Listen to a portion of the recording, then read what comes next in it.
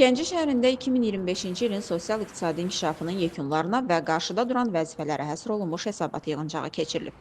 Əvvəlcə tədbir iştirakçıları Ulu Öndər Heydər Əliyevin abidəsini ziyarət edərək önünə gül dəstələri düzüblər.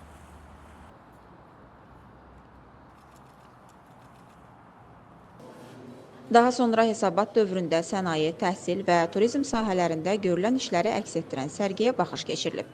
Sərgidə yerli istehsal olan sənaye və qida məhsulları nümayiş olunub, Gəncə məktəblilərinin müxtəlif müsabiqə və olimpiyadalarda əldə etdikləri nailiyyətlər, eləcə də şəhərin turizm potensialını, tarixi-mədəni irsini və yeni turizm marşrutlarını əks etdirən materiallar təqdim edilib.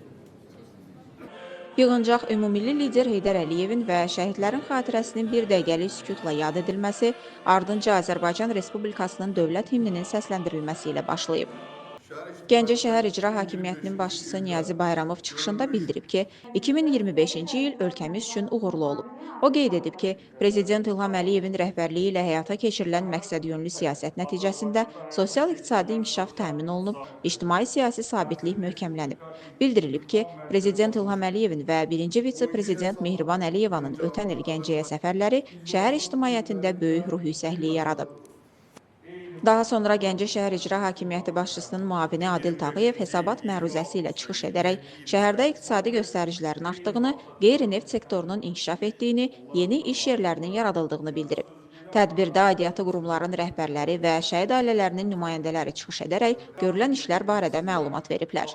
Vurğulanıb ki, Gəncə 2025-ci ildə MDB-nin idman paytaxtı elan olunub. Şəhər 3-cü MDB oyunlarının açılış və bağlanış mərasimlərinə, həmçinin bir sıra idman yarışlarına uğurlu ev sahibliyi edib. Hesabat dövrü ərzində şəhərdə genişmiqyaslı abadlıq, quruculuq və yenidən qurma işləri aparılıb, bir sıra yollar, parklar, istirahət məkanları əsaslı şəkildə yenilənib, sosial təyinatlı obyektlərin infrastrukturu müasir tələblərə uyğunlaşdırılıb.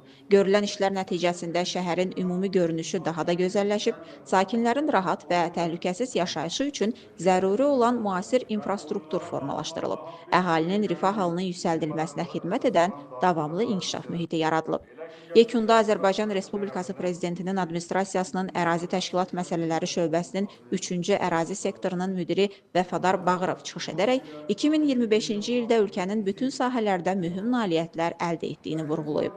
Tədbir iştirakçıları adından Prezident İlham Əliyevə müraciət səsləndirilib, 2026-cı il üçün qarşıda duran vəzifələr müəyyənləşdirilib. Sonda şəhərin ictimai və sosial-iqtisadi inkişafında fərqlənən bir qrup şəxs Gəncə şəhər İcra Hakimiyyəti tərəfindən təşəkkürnamələrlə təltif olunub.